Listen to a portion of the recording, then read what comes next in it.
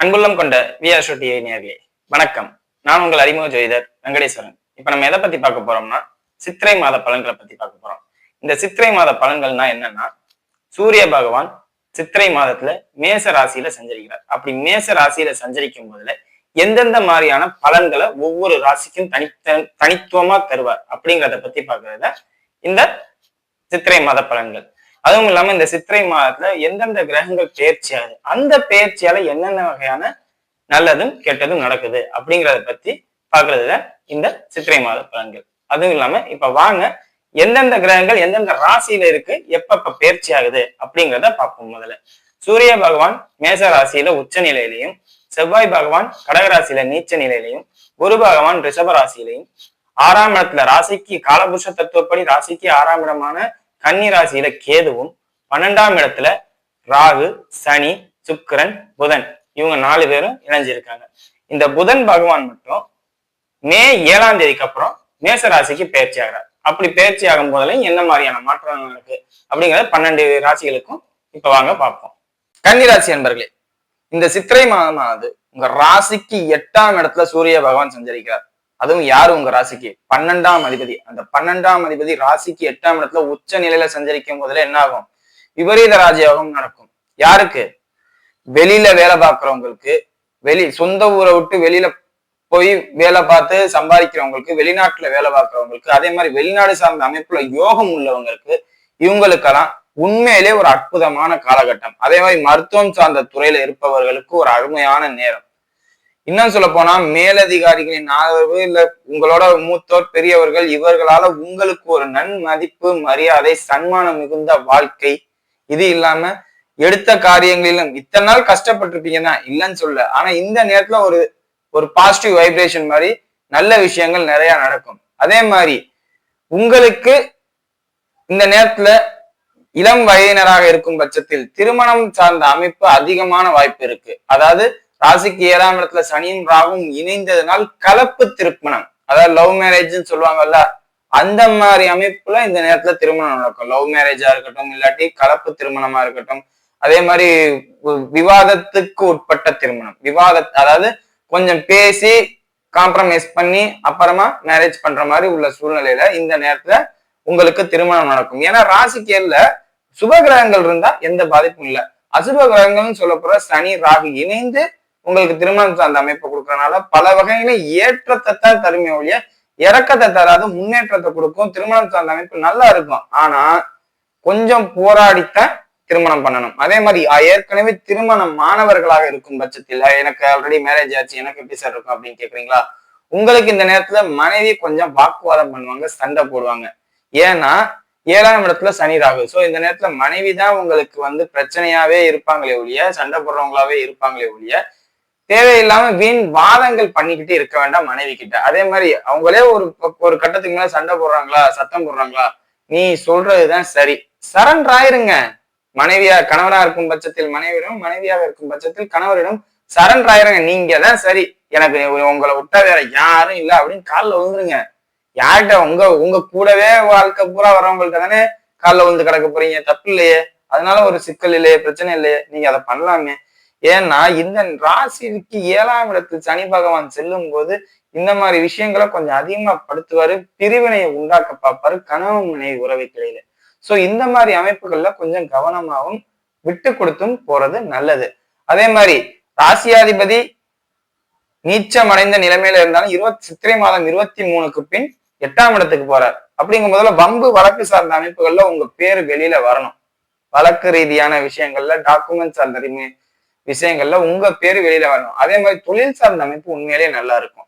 தொழில் சார்ந்த அமைப்புல கொஞ்சம் மந்தமா போற மாதிரி இருக்கும். மந்தமா போற மாதிரி இருந்தாலுமே உங்களுக்கு நல்ல சப்போர்ட் இந்த நேரத்துல கிடைக்கும். நல்ல பாதுகாப்பு, சப்போர்ட், இந்த மாதிரி அமைப்புகளால பெரிய அமைப்புல நீங்க தொழில் அதிபராகவே மாறலாம். அதே மாதிரி ராசிக்கு 11ஆம் இடத்துல செவ்வாய் 3-8க்குரியவர் நீச்சம். அப்படிங்கும்போது வழக்கு சார்ந்த அமைப்புகள்லாம் ஜெயிச்சு உங்களுக்கு வரும். இப்ப ஆல்ரெடி சொத்து பிரச்சனை இருக்கும் பார்த்திருக்கீங்களா, லேண்ட் ரிலேட்டடான ப்ராப்ளம், பூர்வீக சொத்துல பிரச்சனை, இந்த மாதிரி அமைப்புல எல்லாம் இருப்பீங்கல்ல, இந்த நேரத்துல உங்களுக்கு பூர்வீக சொத்து சார்ந்த அமைப்புல ஜெயிச்சு உங்களுக்கு அந்த சொத்து கைக்கு வரும் அப்படிங்கிற மாதிரி. இது பூர்வீக சொத்துன்னு இல்லை, பொதுவாக லேண்ட் ரிலேட்டடான ப்ராப்ளம் இருக்கிறவங்களுக்குலாம் அந்த ப்ராப்ளம் எல்லாம் கிளியர் பண்ணி உங்க கைக்கு சொத்து வர நேரம். அதே மாதிரி கடன் சார்ந்த அமைப்பு இருக்கும் பாத்தீங்களா, அந்த அமைப்பால உங்களுக்கு வீடு சொத்து இந்த மாதிரி வாங்குற நேரம் இது.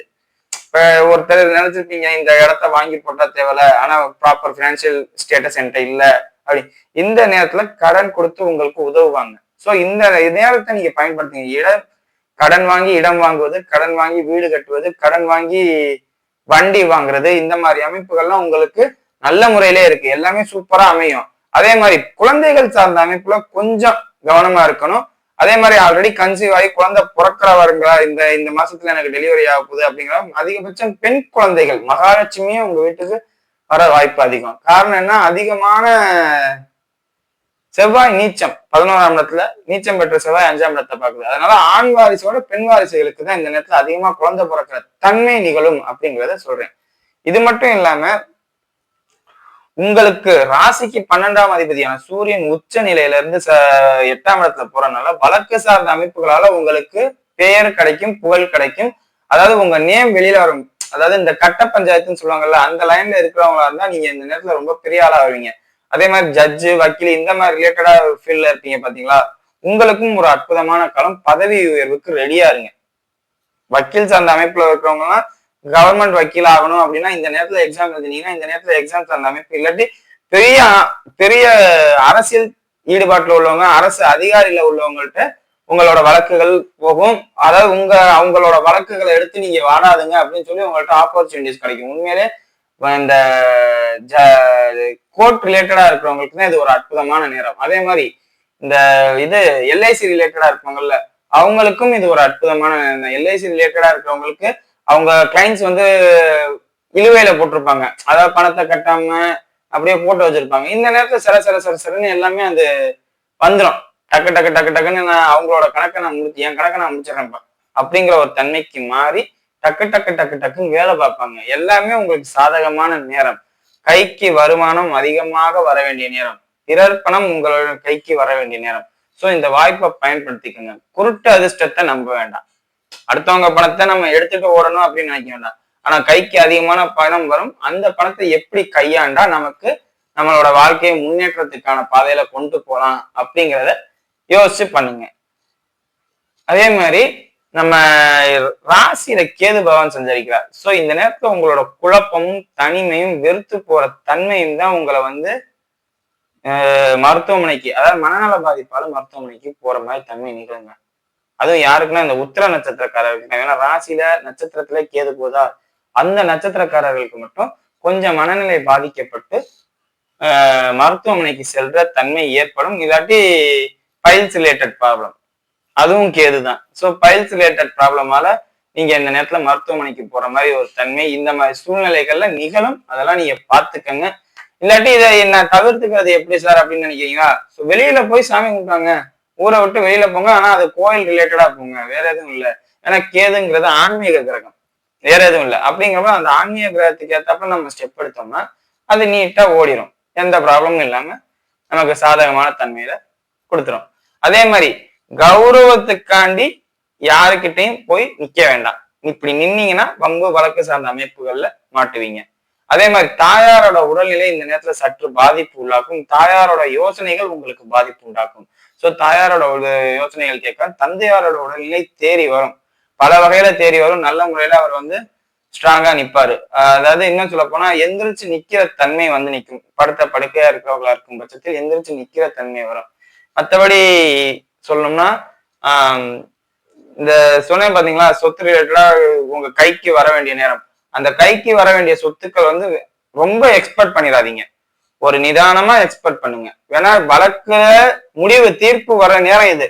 தீர்ப்பு வர்றது உங்களுக்கு சாதகமா வருமா பாதகமா வரும்னு கேட்டா 8ஆம் இடத்தில் சூரியன் உச்சம். சோ அதிகாரத்தின் பேரில் உங்களுக்கு சொத்து வரும். அந்த அதிகாரம் உங்களுக்கு எதிரானதா உங்களுக்கு சாதகமானதான்னு கேட்டா அதை உறுதியா சொல்லுங்க. ஏன்னா செவ்வாய் நீச்சம் அப்படிங்கும் போதுல புகழ உங்களை கௌரவப்படுத்தி உங்களுக்கு கிடைக்க வேண்டியதை கிடைக்க விடாம பண்ணுவாங்க. அதாவது ஒரு 10 ஏக்கர்னா அதை 4 ஏக்கர் உங்கள்கிட்ட கொடுத்து 6 ஏக்கர் உங்களுக்கு கௌரவம் அப்படிங்கிற ஒரு விஷயத்த கொடுத்து உங்களை கம்மி பண்ண பார்ப்பாங்க. அந்த மாதிரி விஷயங்கள்லாம் நீங்க கொஞ்சம் கவனமாகவும் எச்சரிக்கையாகவும் இருந்துக்கோங்க. கௌரவம் வேணும்னு நினைச்சீங்கன்னா இந்த நேரத்துல கொஞ்சம் இழப்புகளை தேடிக்கிற நேரம் வரும். சோ சுய கௌரவத்தை கொஞ்சம் விட்டு கொடுத்தீங்கன்னா எல்லா வகையத்தையும் ஏற்றத்தையும் எதிர்பார்க்காத அளவுக்கு முன்னேற்றத்தையும் தரும். அது நீங்க தான் முடிவெடுத்துக்கணும். மற்றபடி அடிப்படை தொழிலாளிகளாக இருக்கும் பட்சத்தில் உங்களுக்கு ஒரு அற்புதமான காலம், வருமானத்துக்கும் முறை இல்லாம இருக்கும் இந்த நேரத்துல. அதாவது அன்றாட வேலைக்கு போறவர்களுக்கு எல்லா வகையிலும் ஏற்றத்தை தரும். சரியா? இப்ப வாங்க நட்சத்திர ரீதியான பலன்களை பார்ப்போம். உத்திர நட்சத்திரக்காரர்கள், வீடியோல பாதியிலே சொன்னேன், ராசியில கேது போகுது அப்படிங்கும் போதுல மனநல பாதிப்பால் மருத்துவமனைக்கு செல்ல நேரிடும். சைக்காட்ரிஸ்ட பார்க்க தன்மை நிகழும். இல்லாட்டி உங்களை நீங்களே டிப்ரெஸ் பண்ணிக்கிட்டு டென்ஷன் பண்ணிக்கிட்டு ஸ்ட்ரெஸ் பண்ணிக்குவீங்க. அது ஏதோ ஒரு காரணமா இருக்கலாம், தொழிலா இருக்கலாம். ஆனா எதுலையுமே ப்ராப்ளம் இருக்காது. ப்ராப்ளம் உங்கள்கிட்ட மட்டும்தான். தெளிவாவே சொல்றேன், ப்ராப்ளம் வெளியில எல்லாம் இல்ல, உங்கள்கிட்ட மட்டும்தான் ப்ராப்ளமா இருக்கும். ஸோ நீங்க இதை எப்படி கையாளுறீங்கிறத பொறுத்து தான் உங்களுக்கு இது. முடிஞ்ச அளவுக்கு மெடிடேஷன், இந்த யோகா, இந்த மாதிரி உள்ள விஷயங்கள்ல முயற்சி செய்யுங்க. சரியா? அடுத்தது அஸ்த நட்சத்திரக்காரர்கள். அஸ்த நட்சத்திரக்காரர்களை பொறுத்தவரை ஒரு பாதிப்பும் இல்லை. இந்த மாசம் சித்திரை மாசம் ஆரம்பிக்கும் போது சிறு சிறு பயண அலைச்சல்கள் ஏற்படும். அந்த பயண அலைச்சல்களால உங்களுக்கு பன்மடங்கு ஏற்றம் கிடைக்கும். இப்போ உதாரணத்துக்கு ஒரு ரியல் எஸ்டேட் காரங்களா நீங்க இருக்கீங்கன்னா வெளியூர்ல போய் சொத்தை பார்த்துட்டு வர மாதிரி இருக்கும். அந்த வெளியூர்ல போய் சொத்தை பார்த்துட்டு வந்து நீங்க வந்தீங்கன்னா அது உங்க மூலியமாவே வித்து உங்களுக்கு கமிஷன் கிடைக்கும். ஸோ கமிஷன் தொழில இருக்கிறவங்களுக்கு இந்த நேரத்துல அதிகமான லாபம் ஹஸ்த நட்சத்திரக்காரர்களுக்கு. வேற எதுவும் தொழிலதிபர்களாவோ இல்ல பெரிய பெரிய ஆளுநர்களாவோ இருக்கும் பட்சத்தில், அரசு அதிகாரிகளாக இருக்கும் பட்சத்தில் எல்லாமே நல்ல முறையில இருக்கும். கொஞ்சம் நிதானமா போங்க, வேகமா போக வேண்டாம். உங்கள்கிட்ட அதிகாரம் இருக்குங்கிறதுக்காண்டி யாரையும் தட்டிட வேண்டாம். தட்டினீங்கன்னா அது உங்களுக்கு தான் பாதிப்பு. சரியா? அடுத்தது சித்திரை நட்சத்திரக்காரர்கள். சித்திரை நட்சத்திரக்காரர்களை பொறுத்தவரை நட்சத்திராதிபதி நீச்சம், அது ஒண்ணுதான் பாதிப்பே. மற்றபடி எல்லாமே நல்லா இருக்கும். அதே மாதிரி சித்திரை நட்சத்திரக்காரர்களுக்கு கடன் சார்ந்த அமைப்பு இந்த நேரத்துல வரும். பெரிய மனிதர்களால் கடன் சார்ந்த அமைப்பு, தந்தையால் கடன் சார்ந்த அமைப்பு, இல்ல தந்தை வாங்கி வச்சிருக்க கடனை நீங்க கற்ற தன்மை, இந்த மாதிரி அமைப்புகள்லாம் வரும். அதெல்லாம் எப்படி சுதாரிக்கணுமோ அப்படி சுதாரிச்சு கவனம் பண்ணிக்கங்க. அதே மாதிரி திருமணம் சார்ந்த அமைப்பு இந்த நேரத்துல இருக்கு. குடும்ப பொறுப்புகளை சுமக்கிற நேரம் இந்த இருக்கு. ஜனக ஜாதகத்தை ஒரு ஆய்வுக்கு எடுத்துக்கிட்டு திருமணம் சார்ந்த அமைப்பு இருந்துச்சுன்னா திருமணம் சார்ந்த அமைப்பு உண்டான வேலையை பாருங்க. வீடியோ இப்பதான் ஃபர்ஸ்ட் டைம் பாக்குறதா லைக் பண்ணுங்க, ஷேர் பண்ணுங்க, கமெண்ட் பண்ணுங்க. சேனலை மறக்காம சப்ஸ்கிரைப் பண்ணுங்க. வேற எதுவும் ஜோதிட ஆலோசனைக்கு மேல உள்ள நம்பருக்கு கால் பண்ணுங்க. நன்றி.